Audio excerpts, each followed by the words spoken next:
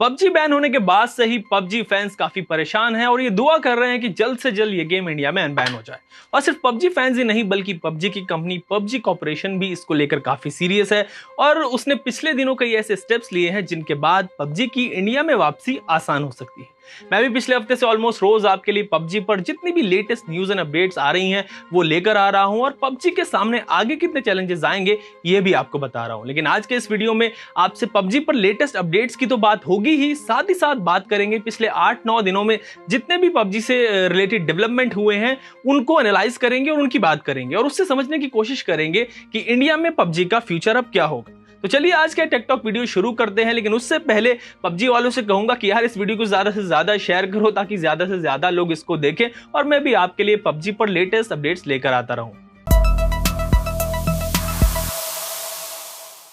PUBG पर आगे क्या होगा उसे समझने के लिए थोड़ा सा पीछे चलते हैं। बात शुरू करते हैं पबजी बैन से।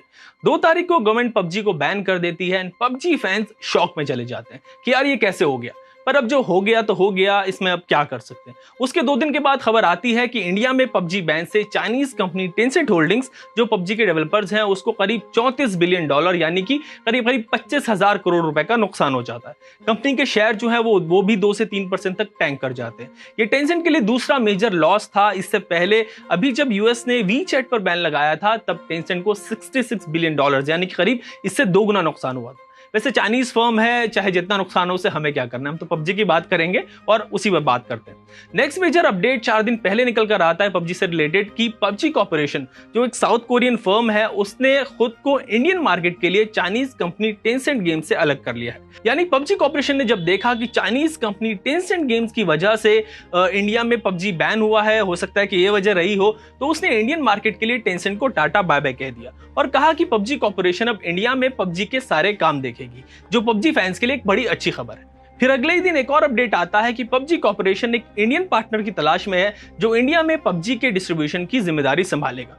यानी टेंसेंट बाहर हो गई, अब पबजी कॉर्पोरेशन के साथ कोई एक इंडियन फर्म काम करेगी। वो कौन सी कंपनी होगी अभी कुछ नहीं कहा जा सकता, कोई नाम फाइनल नहीं हुआ है, कोई डील अभी फाइनल नहीं हुई है, लेकिन लोग कह रहे हैं कि वो जियो भी हो सकता है। पबजी कॉर्पोरेशन ने टेंसेंट को अलग कर दिया और जब कोई इंडियन फर्म इस गेम के साथ मिलकर काम करेगी, south Korean company PUBG corporation के साथ मिलकर काम करेगी, तो पबजी की राह जो है वो इंडिया में काफी आसान हो जाएगी। लेकिन यहां पर समझने वाली बात यह है कि टेंसेंट सिर्फ इंडियन मार्केट के लिए ही पबजी कॉर्पोरेशन से अलग हुआ है।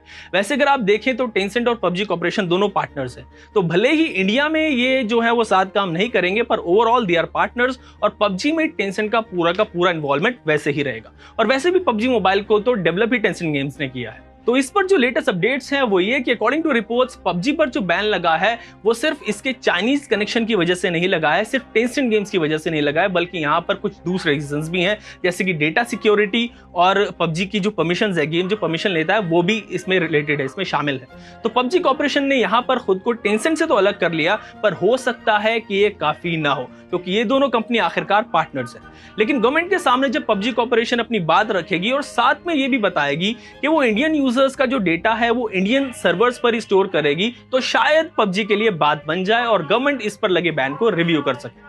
और पबजी वालों को यहां पर एक बात याद रखनी होगी कि कोई भी बैन परमानेंट नहीं होता। यस आई एम राइट, कोई भी बैन परमानेंट नहीं होता। जब कोई ऐप लॉ को फॉलो नहीं कर रही होती है तो उसको गवर्नमेंट ब्लॉक कर देती है, फिर उनसे जवाब मांगा जाता है और अगर गवर्नमेंट सेटिस्फाइड हो जाती है तो वेल एंड गुड, और अगर नहीं होती तो उसके बाद गवर्नमेंट बैन को एक्सटेंड कर देती है और ये पूरा प्रोसेस ऐसे ही चलता रहता है। वैसे पबजी पर लगा बैन और दूसरे चाइनीज ऐप्स पर लगे बैन में काफी फर्क है क्योंकि पबजी पूरी तरह से चाइनीज ऐप नहीं है। तो हो सकता है आपका ये इंतजार जल्दी खत्म हो जाए और पबजी इंडिया में जल्दी वापसी कर ले। आपको ये वीडियो कैसा लगा ये आप मुझे हमारे कमेंट सेक्शन में जरूर बताएं और लेटेस्ट टेक रिलेटेड वीडियोस के लिए आप एबीपी लाइव ऐप को डाउनलोड करें और उसमें एबीपी अनकट सेक्शन पर जाकर टेकटॉक के लेटेस्ट वीडियो जरूर देखें। एबीपी न्यूज आपको रखे आगे।